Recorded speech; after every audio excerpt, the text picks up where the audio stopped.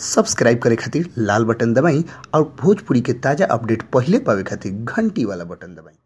छपरा जिला भोजपुरी पर रउआ लोग के बहुत बहुत स्वागत बा। जी हाँ, आज के जौन खबर रउआ लोग के बीच हम लेके आइल बनी, रउआ लोग के बता देवे के चाहते कि ई जौन खबर बा बहुत ही जबरदस्त खबर रउआ लोग के बीच हम लेके आइल बनी। जी हाँ, खबर ई बाटे कि आजकल भारत में एगो फिल्म बहुत ही धमाल मचौले बा। जी हाँ, भोजपुरी ना वो हिंदी फिल्म है, जौन फिल्म के नाम हटे बाहुबली 2। जी हाँ, बाहुबली 2 के फिल्म के बारे में रउआ लोग जानता नहीं कि बाहुबली 1 के अपार सफलता के बाद बाहुबली 2 रिलीज भइल बटे। पूरा भारतवर्ष में जबरदस्त तरीका से बॉक्स ऑफिस से लेके सिनेमा हॉल में गर्दा मचौले बेटे। जी हाँ, ये भीड़ इतना ज्यादा होता है सिनेमा हॉल में कि टिकट भी ब्लैक से लेवे के पड़ता है। लेकिन बीते दिन मुंबई में कुछ नजारा ऐसा बीतल कि भोजपुरिया दर्शक लोग के चहेता स्टार पवन सिंह और अक्षरा सिंह फिल्म देखे चल गई लोग सिनेमा हॉल में। जी हाँ, जब भोजपुरिया स्टार पवन सिंह अक्षरा सिंह के लोग देखलस तो 2 मिनट खातिर सोच में पड़ गई कि आखिर एगो हीरो दूसर का हीरो के फिल्म देखे खातिर काहे आवताटे।